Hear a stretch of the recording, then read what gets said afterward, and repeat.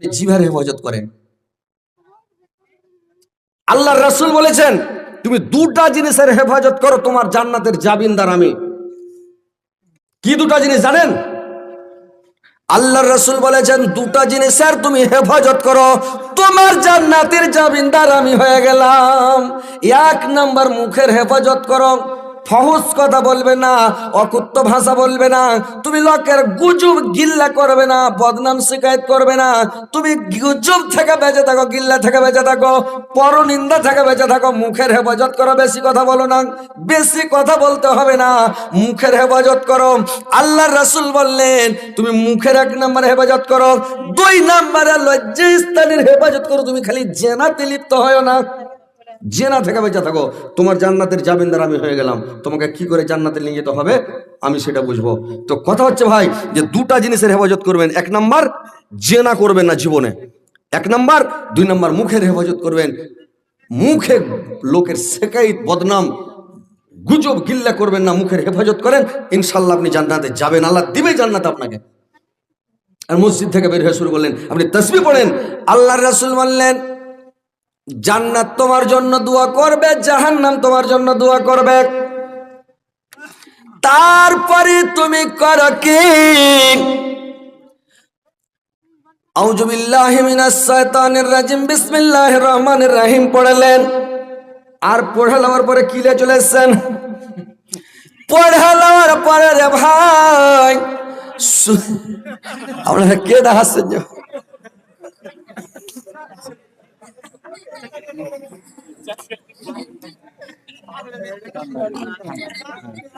চা খানি খুব মজা হয়েছে, ওই লেগে একদম সেকশন পে ভিড়িয়া টেনে লেনো চুস করে। दुनिया तो दुनिया ओ अमर अल्लाह ए जिसमें रखा जे जान सब जे तोमर दायर दान। दुनिया तो दुनिया मूसा नबी के ना तक दिया बनिया चो तुम कलीमुल्लाह। इस्माइल नबी जब भाई ना होया गल जबीहुल्लाह। दुनिया तो दुनिया পাখির কলরব, ঝরনার পানি, ফলে ফুলে ভরা বাগান, সবই যে তোমার দায়ার দান। দুনিয়া তো দুনিয়া।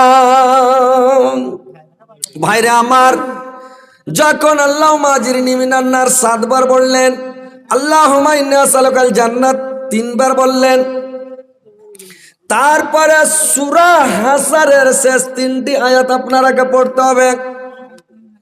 সূরা হাসর কোরআন খুলবেন, দেখে নিবেন, যদি ঢুঁড়ে না পান মৌলভী সাহেবেরাকে বলবেন যে সূরা হাসর শেষের 3টা আয়াত, হুয়াল্লাহুল্লাযী লা ইলাহা ইল্লা হুয়া আলিমুল গায়বি ওয়াস শাহাদাতি হুয়ার রহমানুর রহিম। হুয়াল্লাহুল্লাযী লা ইলাহা ইল্লা হুয়াল মালিকুল কুদ্দুসুস সালামুল মুমিনুল মুহাইমিনুল আজিজুল জব্বারুল মুতাকাব্বির সুবহানাল্লাহি আম্মা ইউশরিকুন। হুয়াল্লাহুল খালিকুল বারিউল মুসাব্বির লাহুল আসমাউল হুসনা ইউসাব্বিহুল্লাহু মা ফিস সামাওয়াতি ওয়াল আরজি ওয়া হুয়াল আজিজুল হাকীম। এই 3টা আয়াত যদি পড়লেন, আপনি ফজরের ফরজ নামাজ পড়ার পরে পড়লেন, সারাদিন মাগরিব পর্যন্ত আপনার জন্য ৭০,০০০ ফেরেশতা আল্লাহর কাছে মাগফিরাতের দোয়া করবে। ভাই সব সময় ৭০,০০০ ফেরেশতা আপনার লেভার ভিড়ে গেছে, আল্লাহর কাছে দোয়া করবে, আল্লাহ তোমার এই বান্দাটাকে মাফ করে দাও, আল্লাহ তোমার এই বান্দাকে ক্ষমা করো, আল্লাহ তোমার এই বান্দাকে মাফ করো। মানে ৭০,০০০ ফেরেশতা দোয়া করবে আপনার জন্য। এলা পড়তে পারবেন না? বলতে একটা আফসোস লাগছে যে ভাই এই পাবলিককে কি করে শুধরাবেন, জাতিকে কি করে শুধরাবেন। এখন পর্যন্ত একটা পাবলিক এসে একটা আলেমকে বলে না, মাওলানা এটা ভালো দোয়া শিখিয়ে দেন তো, ছোট দোয়া যাতে নেকি অনেক হয়, এটা শিখিয়ে দেন তো। অন্যজন আসবে আল্লাহর নবীর যুগে, আল্লাহর নবীর কাছে সাহাবীরা যেতে, হুজুর একটা দোয়া শিখিয়ে দেন যাতে কেউ না জানে, আমি যাবো একলাই। একবার আল্লাহকে ডাকবো, নেকি গাড়ির গাড়ি যাতে পাহাড়ের সমান হয়ে যায় নাকি। আর একজন আসছে কইছে, হুজুর একটা এমন দোয়া শিখিয়ে দেন যাতে আরো বেশি নাকি হয়। তো আল্লাহ নবী সবকে শিখিয়ে দিতে লাগলেন। তো কথা হচ্ছে এখন পর্যন্ত পাবলিক এটা জিজ্ঞাসা করতে আইলো না যে মুল্লি সাহেব দোয়া গালা দুই একটা ভালো ভালো শিখিয়ে দেন, তো এইটাও শিখায় না। আরে যেটা মেন দোয়া, মেন দোয়া কোনটা? আজকালকার যুবকের মেন দোয়া কোনটা? স্ত্রীর সাথে দেখা হবে তখন ওই দোয়াটা তো শিখতে হবে, না হলে সারাটা জীবন আপনি ছেলে পিলে সব শয়তান উপজে চলে যাবে দোয়া না পড়েন। ওই লোকটা বিয়া শাদিও করে লিছে, তাও মুলবির কাছে আসেন, মুলি সাহেব দোয়াটা শিখিয়ে দেন তো জি। আসছে কি? আসতে হবে, আলেমের কাছে আসেন, বসেন, আলেমকে ভালোবাসেন, দোস্তি করেন, আলেমের কাছ থেকে ভিটামিন টানেন। আলেমেরা তো বলার লেগে বসে আছে। আপনার গ্রামে মুলবি গেলা কি কোন আছে? আলেমগুলো আছে কি করে? বলার জন্য আছে। যান লক করে চা খেলেন, মিষ্টি খেলেন, বুঝতে পারলেন, একটা বুদ্ধি করে, ক্যাপাসিটি করে, খালি বুদ্ধি নিতে হবে। আমাদের মাদ্রাসাতে একটা মুলবি আছে, তো মুলবি আছে, তো ও হলো টেলার। ওকে বলছি মুলবি সাহেব একটু টেলারি শিখিয়ে দেন না। ও টেলারি শিখাবে না আমাকে, তো টেলারি শিখাবে না, গেছে না শিখাবো না হজরত আলী বেকার, ছাড়ো, 1-1.5 মাস সময় আছে, বছর শেষ, আর কি শিখবে, ছাড়ো। আমি যে শিখাবেন না, গেছেন না, ঠিক আছে চলেন বাজারে চলেন। আমি দাও 2টা সিংহাড়া দাও, আর স্পঞ্জের 2টা মিষ্টি বড় বড় দাও, দেন হড়িয়া খেলিয়া ফের লে যা খানি পরে চলেন বাড়ি যেতে পারবে। একবারে মাংস লিয়া দেশি মুরগা একটা জবাই করে হুঁড়িয়া জুত করে ভাত খেলিয়ে দেন। তারপরের দিন ফের মুলি সাহেব গেছে, মুলি সাহেব সকালে নাস্তা আমার বাড়ি খাবেন। ফের খাসির মাংস দিয়ে দিনও ভাত খেলিয়া 400-500 টাকার পাশে খরচ করেছি। ওই কেছে মুলি সাহেব একটা মেশিন ভাড়া করো। আমাকে বলছে একটা মেশিন ভাড়া করে লেছো। এটা মেশিন ভাড়া করে নিয়ে আসলাম। ভাড়া করে যখন নিয়ে আসলাম একটা মেশিন, 125 টাকা মাস, মেলা দিন আগে আর কি। তখন করেছি কি, মেশিনটা ভাড়া করে নিয়ে আসলাম, 15 দিনের মধ্যে আমাকে টেলারি শিখিয়ে দিলে, একেবারে কাপড় সেলাই করে একদম দিছি তো ছো করে বুঝলেন। টেলারি শিখে নিলাম। ভিটামিন নিতে গেলে ওকে আগে পটকান খিলান নাকি। মুলবির গায়ে মুলি সাহেব এটা কহ তো, তোমার চাকর বসে আছে, তোমাকে শিখিয়ে দেবে, এটা দূর থেকে তোমাকে ওর সাথে দোস্তি পাতো, ওকে ইজ্জত করো, সম্মান করো, ওর সাথে একটা সম্পর্ক করো। ভালো লোকের সাথে সম্পর্ক করবেন, কিয়ামতের দিন আপনার হাসার নাসার ওই লোকটার সাথে হবে। একটা ডোম চামারের সাথে করেন, একটা চোর গুন্ডা মাস্তানের সাথে করেন, মাস্তানের সাথে আপনার হাসার নাসার হবে। ওকে 2 লাঠি দেবে, আপনার পাছাতেও 2 লাঠি দেবে, 60,000 বুঝ করেন মাওলানার আগে। যার সাথে আপনার দুনিয়াতে চলাফেরা হবে, ওর সাথে হাসার নাসার হবে কিয়ামতের দিন। কি মাওলানা ঠিক আছে কিনা বলেন তো? আলেমকে ভালোবাসেন, আলেমের সাথে দোস্তি করেন, মুলবিদেরকে ভালোবাসেন, আলেমের কাছে যান, দোয়া শিখেন। আপনি তসবি জিকির শিখেন, মাওলানা এই তসবিটা বলেন, এই জিকিরটা বলেন, এটা শিখে দেন, কোন একটা ভালো দোয়া শিখে দেন, ভালো একটা আমল গালা শিখান, এটা আমল করবো, ওটা আমল করবো, নামাজ পড়েন, তসবি জিকির করেন, মুলবির কাছে পাশে ঘুরেন, মুলবিকে খিলান। আরে আলেমকে ভালোবাসা মানে নবীকে ভালোবাসা, আলেমের ইজ্জত করা মানে নবীর ইজ্জত করা। ওয়ারিসাতুল আম্বিয়া, আলেম সমাজ হচ্ছে নবীর ওয়ারিস। এখন আর নবী রাসূল আসবেন, আপনারা নবীকে পাবেন না, আমরাও পাবো না ভাই। আপনারা কি যদি পেয়ে নিতাম নবীকে, তো আপনারা কি করতেন ইজ্জত আর সম্মান, আমরা যে কি করতাম আল্লাহ ভালো জানে। কিন্তু এখন তো পাবো না ভাই। কিন্তু আপনারা পেয়েছেন আমাদেরকে, আলেমকে, আলেমকে ভালোবাসেন, বুঝতে পারছেন, আলেমের ইজ্জত করেন, সম্মান করেন ভাই। তো কথা হচ্ছে ভাই, এবার 70,000 ফেরেশতা আল্লাহর দরবারে দোয়া করবে, আল্লাহ এই লোকটাকে ক্ষমা করে দাও, এই লোকটাকে মাফ করে দাও আল্লাহ। 70,000 ফেরেশতা যদি বলে, রে ভাই 1,000 লোক যদি একটা কথা বলে, এই লোকটা সত্যবাদী, আর একটা ফেরেশতা যদি বলে দেয় আল্লাহ এই লোকটা মিথ্যাবাদী, আল্লাহ ফেরেশতার কথাটা শুনবে, 1,000 লোকের কথা আল্লাহ শুনবে না। তার মানে ফেরেশতারা জীবনে মানে মিথ্যা কথা বলে না। ফেরেশতারা আল্লাহর অর্ডার ছাড়া কোনো কাজও করবে না, কোনো কিছুই করবে না। ও কারণে খেয়াল ভাঙা দোকান করবে না, করবে? ফেরেশতা নামই তো ফেরেশতা। আল্লাহর যেটা অর্ডার, ওই অর্ডার মোতাবেক কাজ করবে। আল্লাহ যেটা করতে বলবে ওটা করবে, যেটা করতে বলবে না ওটা করবে না। আর মানুষ ওইটা বুঝবে কি? একটা এমনি একটা গায়ের আন পাবলিক যে মাদ্রাসাতে যা ইমাম হয়ে গেছে, ইমাম হয়ে গেছে, খেপা জানে না, সিদ্ধাতে পড়ে মেলাখন লাগিয়ে দিয়েছে। একটা ওস্তাজির খেল যে মরে গেছে নাকি, পাশা দিকে লোক দিয়ে দেওয়া, যেমন লোক দিয়ে দেওয়া, তো লাফিয়ে উঠেছে ওকে মাগে। ওর খেলছে কি হলে রে ভাই, ফিলিস্তিন থেকে কেউ বম মেরে দিলেন, পাঁচা দিকে চলে গেল, তো ও লাফিয়ে উঠেছে। সালাম ফিরার পরে ওস্তাজিটাকে 2 চড় পাটা পাটবো, তুই লোককে না বললি, তুই হয়েছে যে তুমি সিদ্ধা আমি বলছি মরে গে, এতক্ষণ লেট করে সিদ্ধ হয়তো পড়ে, হ্যাঁ? তো ওইরকম হচ্ছে ব্যাপার। কথা হচ্ছে ভাই, সব জিনিস জানেন শিখেন না তো সব কিছু গুড় মাটি হয়ে যাবে রে ভাই, বুঝতে পারছেন? তো ভাই আমার, একটা ফেরেশতা একটা কথা যদি বলে, 1000 লোক যদি একটা কথা বলে, একটা ফেরেশতার কথার দাম আল্লাহ বেশি দিবেন। সেখানে আপনার জন্য ৭৭,০০০ ফেরেশতা দোয়া করবে, আল্লাহ এই লোকটাকে ক্ষমা করো, এই লোকটাকে মাফ করে দাও আল্লাহ। তাহলে ফেরেশতার কথা শুনবে না মানুষের কথা শুনবে কইন তো? কি জি ভাই, ফেরেশতার কথা শুনবে কিনা আল্লাহ কইন তো? আপনার বুঝতে পারছেন আমার কথা না? খালি তো হ্যাঁ হু কেন করেন না আপনারা জি? একটু হ্যাঁ হু করবেন তাহলে তো ভালো লাগবে ওয়াজ করতে। আর যদি খালি ওই মূর্তির মতন সৃষ্টি হয়ে ছেড়ে দেন, শুই না আমি কি বুঝবো? আমি ভাববো যারা বুঝতে পারেন আমার ওয়াজ নাকি। একটু বুঝার চেষ্টা করেন। তো আল্লাহ ফেরেশতার কথাটা বেশি মানবে।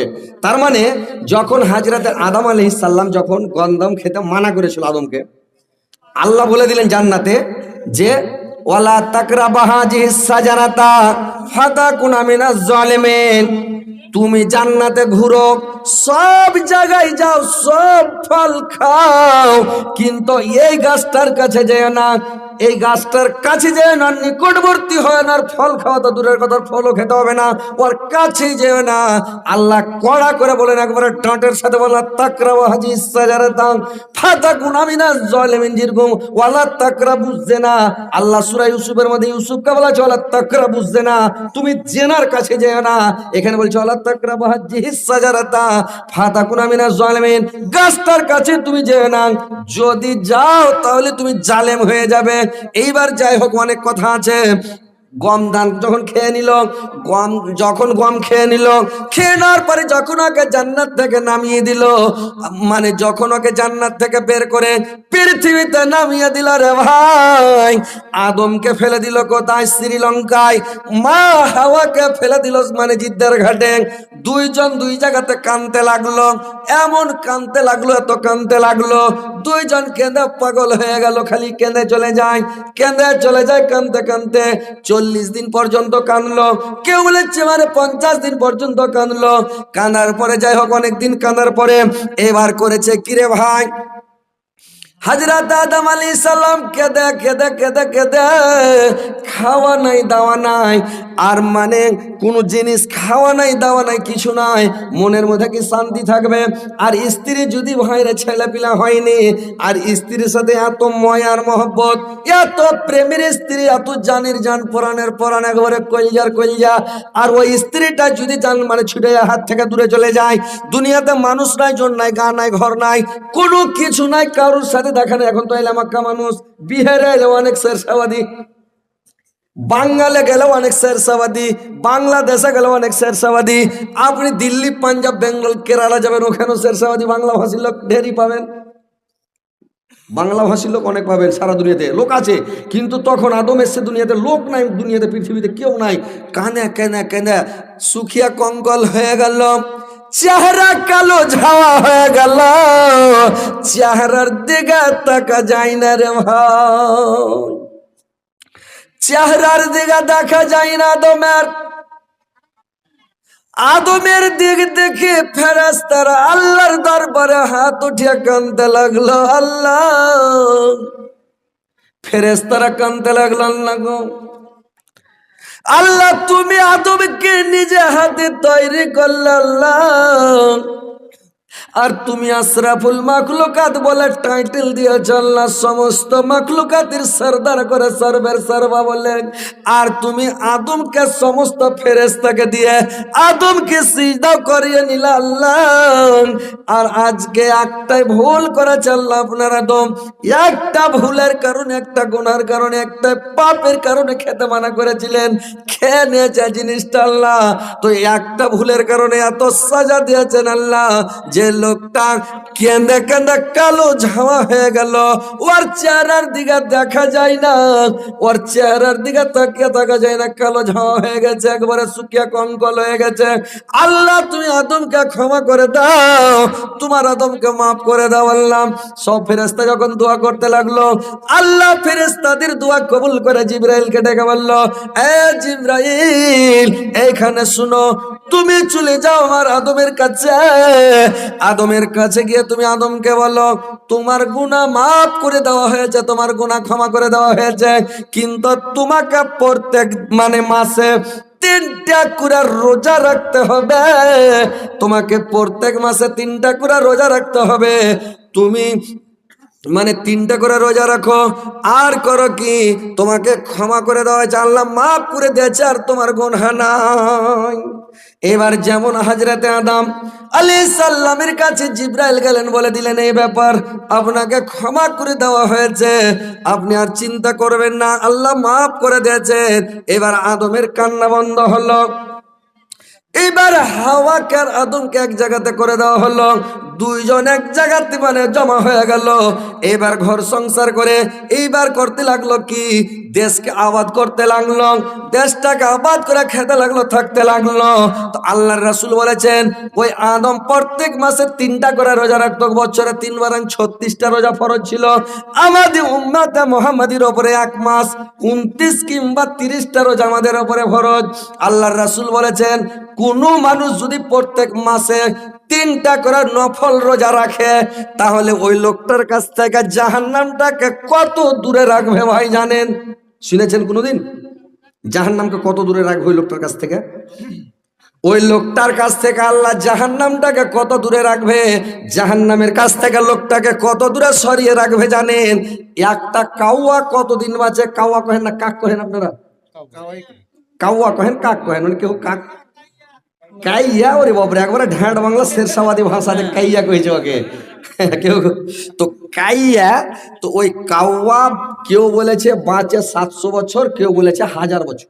একটা কাউয়া বাঁচে 700 বছর, কেউ বলেছে না একটা কাউয়া বাঁচে 1000 বছর।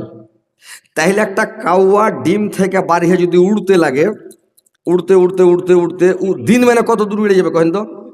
আমার বাড়ি আপনার এখান থেকে 150 কিলোমিটার, আমার বাড়িটা 150 কিলোমিটার আপনার এখান থেকে, কোলাসি থেকে। তো একদিন লাগবে না, উড়ে চলে যাবে, একবেলাতে চলে যাবে, একবেলা উড়ে চলে যাবে। তাইলে দিন যাবে, গোটা রাত যাবে, 24 ঘন্টা উড়বে, উড়তে উড়তে 700 বছর, কম করে ধরেন 1000টা বাদ দিয়ে দেন, 700 বছর যদি উড়ে যায় কত দূরে যাবে? যেতে যেতে চলে যাবে ও, ওই রাশিয়া আছে পৃথিবীর শেষ পরে আর দেশ নাই, রাশিয়া পশ্চিম দিকে।